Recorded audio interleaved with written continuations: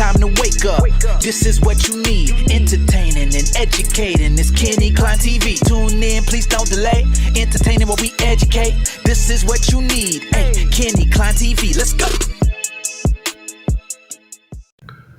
What is up, guys? Hope everyone is having a great day. If you are new to the channel, welcome.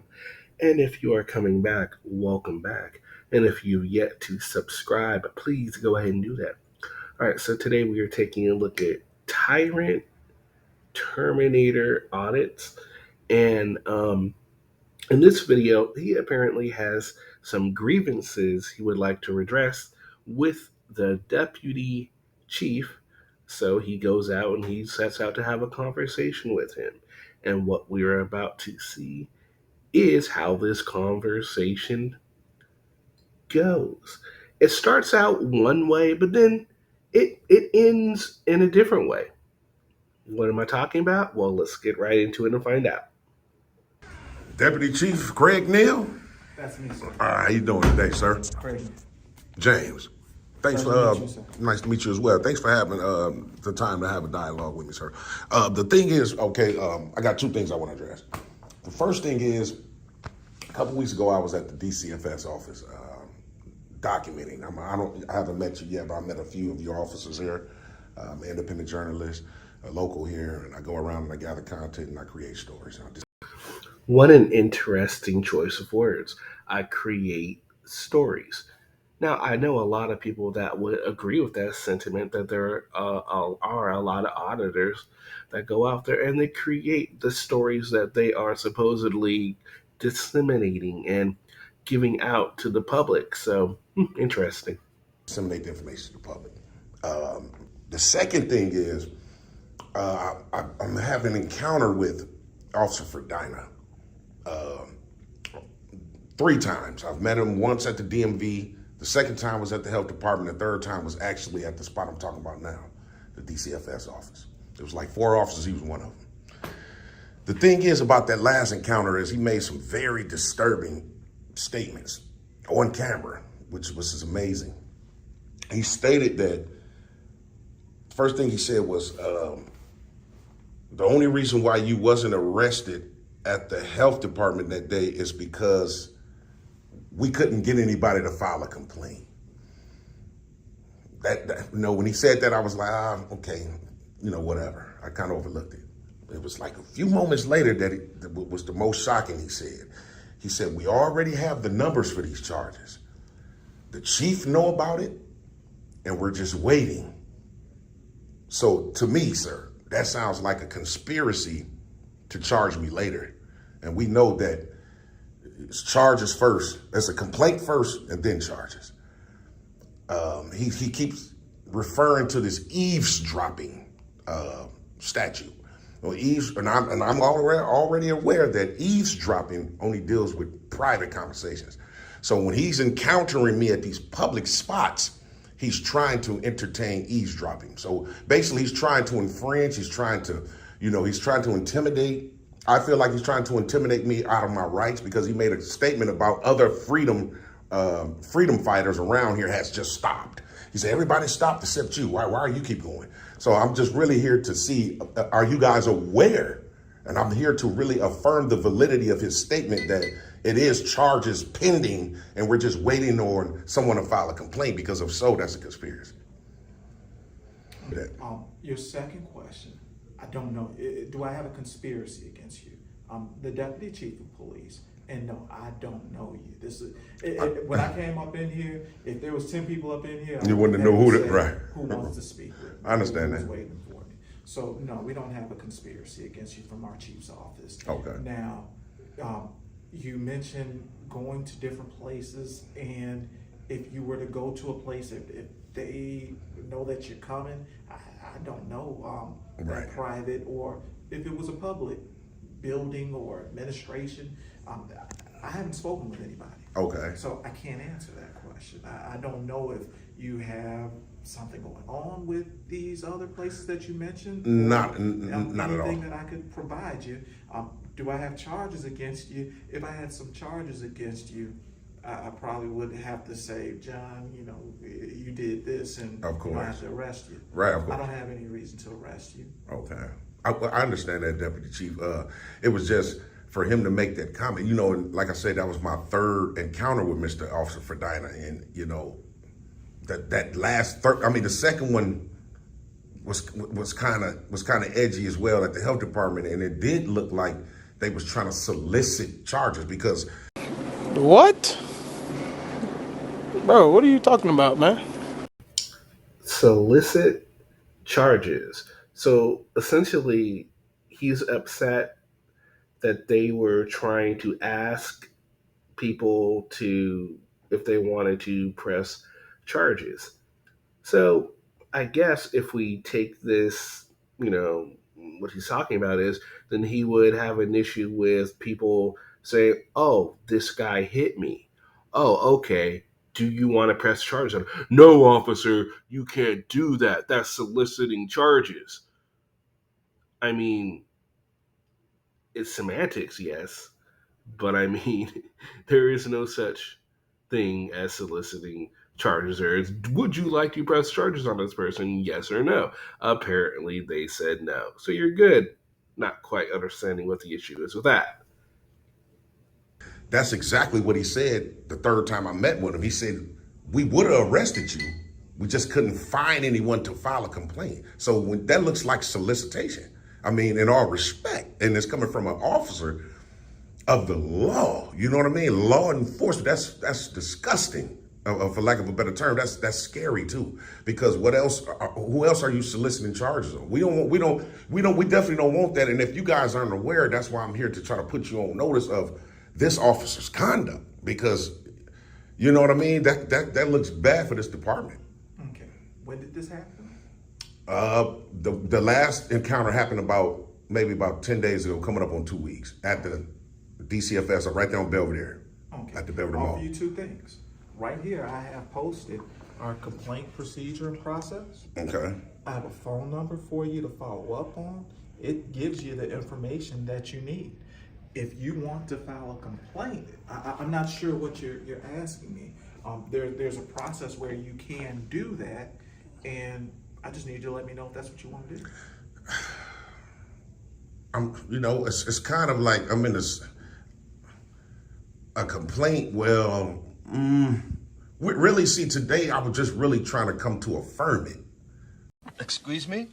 A baking powder? Like, basically just affirm just validate what he said. Like, so it's really not a complaint, because I what I'm going to complain about him lying to me or making up a story. You know what I mean? I don't feel like he has done anything to infringe on my rights personally, right at this point.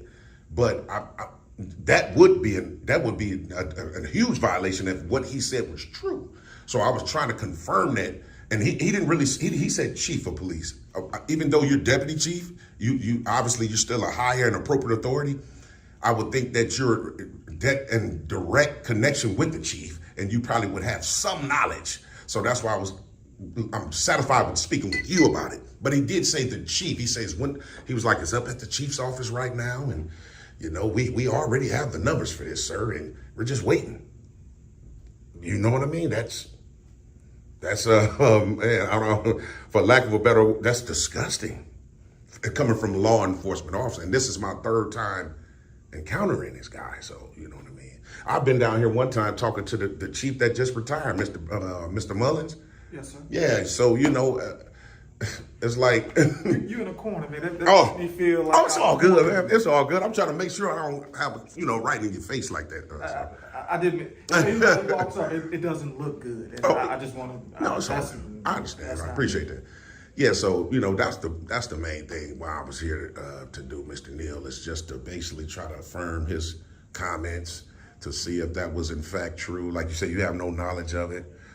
We hope, wish, and pray that you know that's not what it is, because you know that's going to come down on this department personally if it's any type of conspiracy to charge me with anything, and I'm just exercising my rights. That'll be a federal crime. We are not going to attack anyone. Okay. For exercising their rights. Okay. We are going to be fair and act according to the law.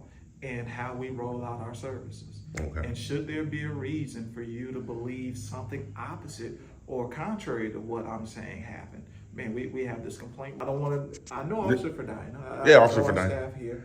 I didn't know you had an interaction with him. This is my first time learning of it. Definitely. And it's 3 times. 3 times. So my thinking is, whatever happened, you know that he can't. What you're afraid of happening, or the threat of an infringement on your rights, has not happened. So I think what I expect of my officers is going on is that we roll out the services and we respect people's rights and we do things the right way. That's absolutely correct. And if he has not violated your rights, and I don't have a complaint about an actual charge or something that he's done, that's kind of what I want, is for us not to have problems. So I don't. You raised some issues and some concerns that you have, but I don't necessarily have any information to act off of right now. This is interesting. It seems like he wants to make a complaint, but he really doesn't feel he has the information or the proof to file a complaint. Which makes it interesting is why exactly he wanted a meeting with the deputy chief in the first place. It's like, I'm, I don't know. I'm not quite understanding. I'm with the chief on this one. There's not really much the chief can do at this point if there is no complaint for him to go off of, and he's not going to file a complaint. It almost seems like a pointless conversation right now, doesn't it? Well, I got a video that, I mean, where you can at least be able to see what he stipulated. You know, in terms, I mean, because if you did see a video with him saying just that, would that raise, well, like, how would that make you feel? Repeat. Like if you did see the actual video of him saying, "Yeah, we're just waiting on it," and Okay. we have charges waiting for you, sir, and the chief's already knows about it, and we're just waiting. I could show you a video of him saying that. So if you wanted to show me a video, our officers have due process that's given to them by law as well. Okay. So I have to respect their rights, and I'm going to ask for you, hey, put in the complaint, and we'll review the videos and we'll discuss. Okay. And if his conversation or his tone is contrary to what we expect to be rolled out to our services for the public, we will address that, and we will let you know what our findings of our investigation. Okay. But wait, there's more. Okay. So, in order for you would need to see the video. You definitely, obviously, would, to make your own. To be able to give you an opinion off of what happened, yes, I would need to look at the video. So how do I get you guys a copy of it? Or you guys get, because like the first officer that called you down here, I mean, he's aware of I got a channel that you can just go on. Go ahead. Yeah, you can go right onto the YouTube channel and see it if need be. You just want me to go look at the video? I want you to be able to see with your own eyes what I'm saying. And you can be able to validate it as well once you see him say it out his own mouth. Okay. And then you'll know. Because like you said, you're not saying that I'm lying, but you just have procedures and protocols that you got to I follow. never said anything by anybody lying.